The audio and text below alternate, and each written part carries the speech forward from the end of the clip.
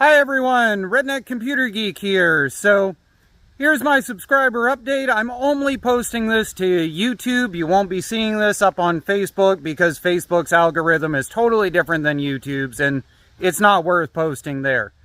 But I wanted to take a chance to do a subscriber update, talk with you guys about some ideas, some builds, and show you a few things that have been going on off camera.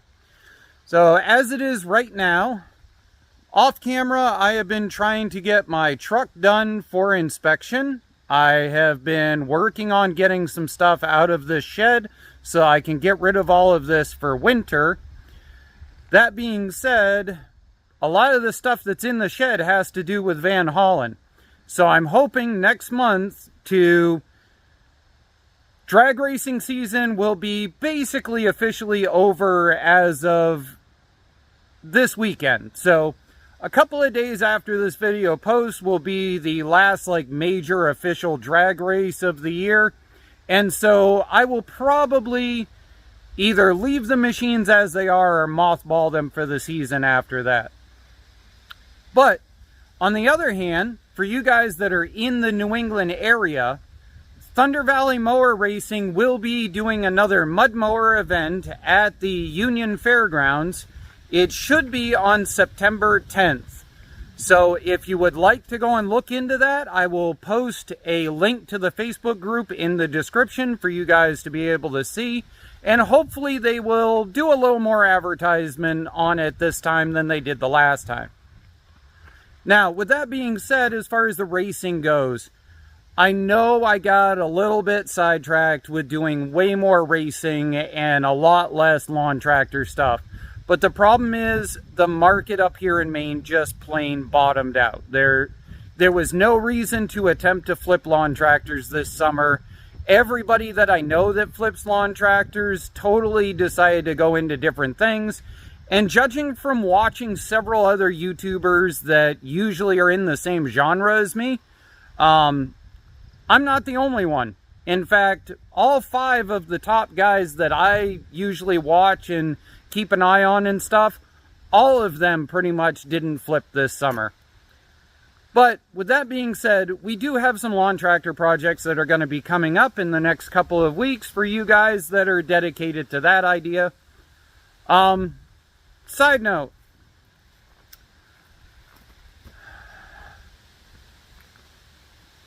would you guys like it if I did thoughts on certain machines? If I did dedicated videos on certain machines, the pluses, the minuses that I think about them, and stuff like that. It's something a lot of people have requested, but I'm not sure whether it's actually enough of a demand for it. So, give me your thoughts.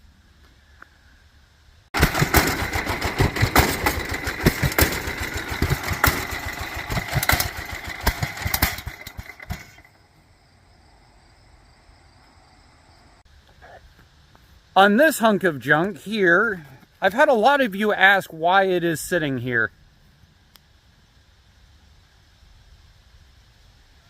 That machine caused some of the most comments, controversy on Facebook I have seen on any video. If you have not looked through that video and seen the comments section, it is priceless. I will try to post a link for it in the description, but don't even bother watching the video. Just start scrolling through the comments and reading. It's been great to go and watch that one. Literally, I mowed with it for a month and a half. I did that while I was getting it up and running. I did that video on how to replace the deck engagement. And I was like, oh, it looks as if it'll be perfectly fine. So I mowed with it for a month and a half and it snapped off the deck engagement spring, just like I actually kind of warned would happen in my video. So yeah, I kind of ate my own advice there and it hasn't mowed since. Because you have to rip the entire dash apart in order to do the cable on it, and I just don't feel like dealing with it. So I've been mowing with that Cub Cadet that, as you guys know, I absolutely hate.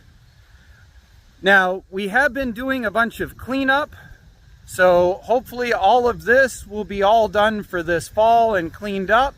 Down in here, all of that has been cleaned up. And actually, I'll throw a video clip in of the downstairs that Jesse's been working on. What are you doing? Jessie wants you to see that she's been cleaning the basement. And I want you to see the cool light. Ding! Ding, it's done.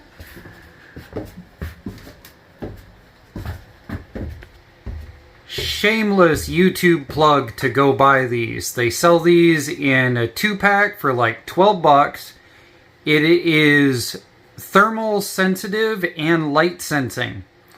So it only turns on if A, it's dark, and B, it senses a large body mass. Best thing, does not turn on because of your stupid cat. Your cat's not stupid. Right. Clean stairs. Cleaned in here. Cleaned everywhere. So we're making progress. So that's all cleaned up. As you guys remember, it was utterly filled with all kinds of stupid stuff. That is probably going to a friend of mine. We're not gardeners. And the little propane heater, we're going to go and see if this still works. This is my backup heater that I hooked up to a 20-pound tank years ago and usually sits down here in the center of the house.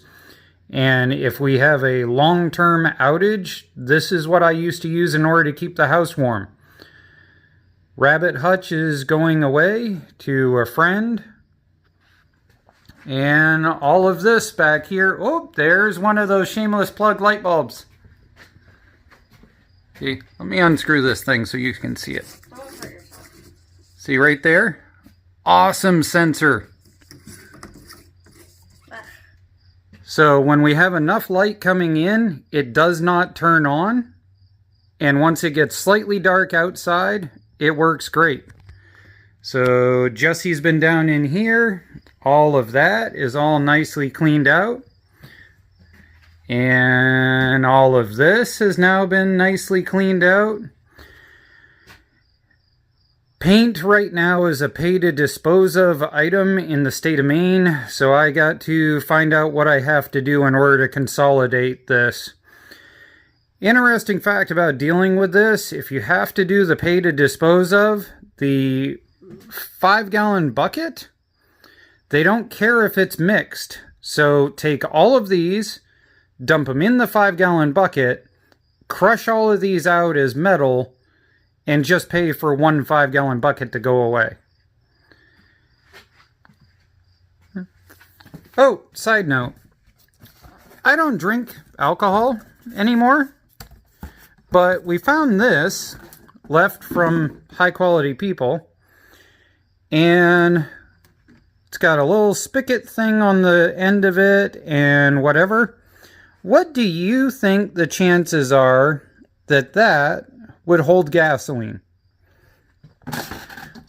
Do you think where that was made to hold beer and stuff like that, if you filled that with gas or whatever for a hot rod mower, what do you think?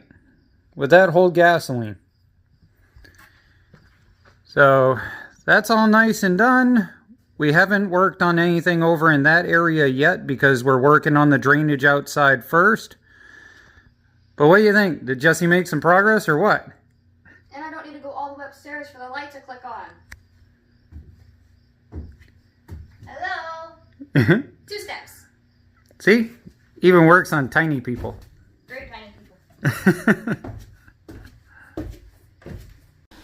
Also, I know ice racing didn't pan out very well last year, and I apologize for that, but unfortunately there was nothing I could do about it. It had to do with the people that were running everything. I'm debating doing some really stupid stuff to this machine, and we'll just play with it down on the pond if ice racing doesn't happen. You know, people talk about these Kohlers and how they're horrible and all kinds of other stuff, and the carburetors on these things are utterly, totally a waste of time and everything else. Totally agree. I'm thinking we put like a GX390 carburetor on it, we pull the top, we pull the governor, and we do a bunch of really stupid things that nobody should ever do on one of these. If you don't know what I'm talking about, basically this series of Kohler is notorious for cracking its own engine block right in underneath here and splitting the whole front of the engine off, just attempting to mow the grass, let alone do the stupid stuff that we attempted to do with it during ice racing. So, I don't know, I'm debating that. The other thing I'm debating is converting this over to a direct drive system, similar to what I did on this setup, maybe, or something. The cast iron front axle weighs a ton. It needs to go away. If I'm going to go to the point of swapping axles, I might as well go to the point of making it more racer-ish. So, not sure what I'll do with that. We'll see. The snowblower machine that you guys saw in other videos at the end of last season blew the head gasket. I may or may not do a head gasket video on that. I can do the head gasket without removing the snowblower, and the problem is the snowblower would make it hard to go and do a video on doing a head gasket. I don't know. We might do that. We'll see. A lot of people ask how I tune valves by hand or by feel. So, I don't know. The bug project. The bug project pretty much has gone stagnant because I'd have to redo the entire belt system. It's a big giant twit. But I've got a lot of time invested into making it as low as possible and all the stuff that I did to it. So what I'm debating, if we pan around, is that has a really early chain drive rear that's similar to a 700 Peerless, but it's some sort of predate 700. I haven't been able to figure out what it is, but it's from the 70s and it's not a 700. It's a 2-speed with a chain drive to the rear. And it does seem to shift and might be savable. So I was debating whether we might take the bug experiment and drop that into it for this winter. Not quite sure. The other thing about this winter is that we went down south and we saw the guys running down in Vermont. So what did we learn on our Vermont trip that you're currently so proud of now? That coupe is very, very much a genius. That coupe is a genius. So when we were in Vermont, we were introduced to the idea of using fudge swirl original cookies with marshmallows to make instant s'mores that Jesse is now obsessed with the idea about. Yummy. And the guys in Vermont build absolute monster rigs. So if we look at this Murray here, this Murray is about the same size as Mud Wizard. John's Cub Cadet, as you can see, is definitely bigger than the Murray, without question. But their machines are the Cub Cadet plus like an extra solid foot or more in order to be able to have suspension and stuff like that. Like, one of them is running 23-inch front tires with 27-inch rears. These are 19s to 27s. You know, just to put it into perspective.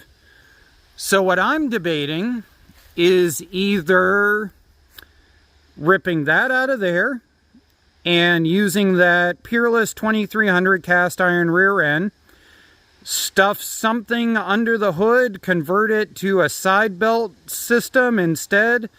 Obviously, the steering in those is janky junk that needs to go away. So maybe convert it into a go-kart rack and pinion on a floating front axle with 4-link. You know, just hypothetical thinking here. Or underneath there is one of the bull-nosed green GT 6000s. I know the rear end in that is good. The engine was questionable, but yet again, convert it over to a side shaft and set it up so that we can really rip on it. I don't know. You guys let me know what you think. I'm working on a video on this machine.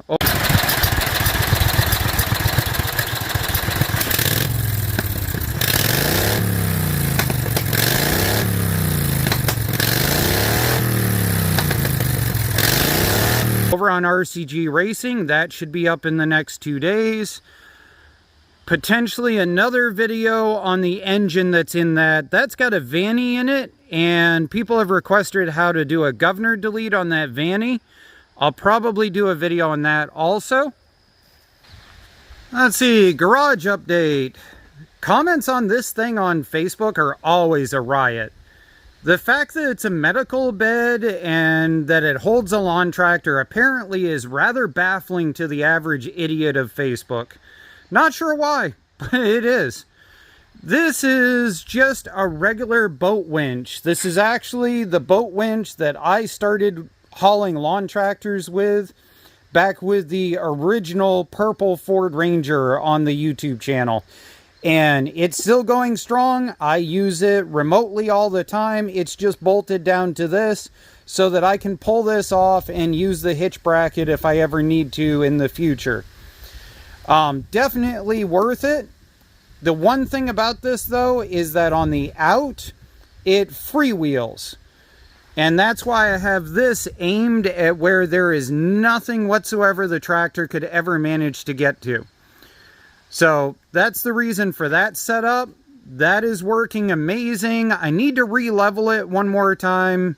It is what it is, but we've got a lot of torrential rain coming in, so it's not worth re-leveling until after the rains go by. Here in the shop, well, here, I'll let John show you. Well, it's been a while since we worked on this project. Nobody uses light bulbs to simulate ideas anymore. Now it's all LED. Hey, John, can you have an idea? Yeah. Whoa. So I wanted to showcase the new lighting that we have in the garage. That bugger is bright. Holy cow. Look at how that one light illuminates as much as it does. So you can get a 2-pack of these lights for, I think it was like 260 bucks. I'll make sure to post a link for them. They are HYPERLITE. Now, I do want to admit that HYPERLITE sent me 2 of these in order to test drive and see how they work. And I'll let you be the judge of whether they are worth anything. Here, I'll turn on the rest of the garage so that you can see the difference in light bulbs. So those light switches there, those are old school LEDs for exterior use. And this right here is your standard 4300 series 5000K. And that is what's over behind John right in there. So there we go, changing up some lighting. And the best thing as a YouTuber is that the lighting coming out of that, as you guys can see, is not hazing this video at all. So if you're a YouTuber and need better lighting, that thing is worth the money. So we upgraded the lights thanks to them. Those are pretty cool. I'm not gonna lie, I was not sold on them when they first showed up. But one thing that I noticed was that they actually got brighter the longer that I ran them. And the second one I don't turn on as much, and you can see the difference in here personally, that this one that has been used more is definitely way brighter than the second one. So they have some burn-in time, which I've run into with LEDs in the past. Over here, if you've been following for several years, I had a shelf there that was covered in all kinds of stuff, and this shelving unit here is getting moved out. This cupboard of catch-all is going to go away so that this toolbox can go right here. I'm planning on setting up welding / other stuff here so that we can have project work area that is more fluid. As it is right now, all my electrical is over there, all my metalworking is over there. I've got some welding equipment here. I've got the crummy Yes Welder thingy over there. And just everything is all a menagerie all over the place. And I need to fix that and get it to the point that I can do, you know, more fluid motion instead of running all over hell in creation. On that note, back here, there's the part that I need to put on Van Hollen that I rebuilt. This is actually 2 fenders grafted together and a little bit of my own handiwork and whatever in order to make a fender. Holy hell, can you hear the cricket going off? Oh, and of course, just because I try and catch it on video, it stops.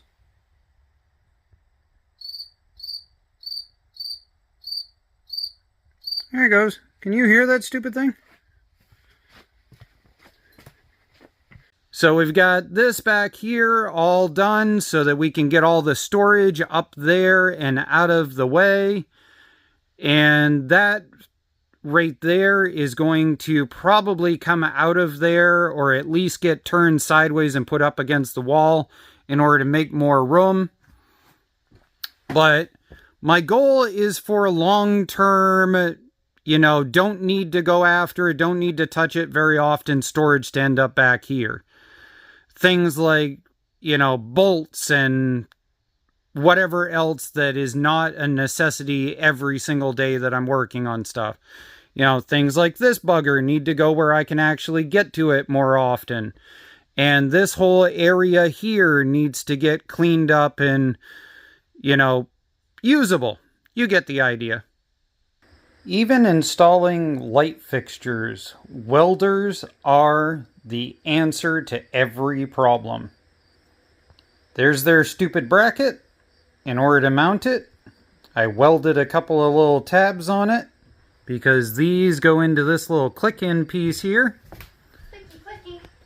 So right here is where it's going, and as you can see, now that goes right there. I saved the mouse. Welders are the solution to many problems. HYPERLITE! There we go. That'll work. Another thing that I've been debating doing is I've been debating reviving or using concept out of a couple of older builds. A lot of you guys have asked me to recreate or bring back either the Hydro Mutter with the live axle rear end from a Hydro in the middle. I've been debating using that junky tractor that Facebook loves so much in order to revive the Hydro Mutter build. Mini forklift. I have discussed the mini forklift idea many times. And for some reason, lately, there seems to be a lot of interest in that concept. So I'm not sure where that interest came from. But if you guys are actually interested and you want to throw comments down below saying so, I'll debate the idea of doing the mini forklift build that a lot of you have requested. Not the Norm is an old project that a lot of people followed and were very intent on continuing to follow. And I have a concept that I developed after building Not the Norm that I never had a chance to get to. And if you like Not the Norm, comment down below and let me know if you'd like to go and see a follow-up on that build or maybe a concept that came from Not the Norm. But either way, This winter probably will be a lot less racer dedicated videos and probably a lot more mud mower, redneck science, and transaxle based videos. I've been stockpiling transaxles over the course of this year, and that way when the transaxle shop is not 110 degrees in the summer, but a nice happy 60 degrees in the winter, we can do a bunch of transaxle videos. But anyways, thank you guys for sticking around. Sorry for the really long video, but we covered a lot of different information and topics in this. Have a good day. We'll be seeing you soon.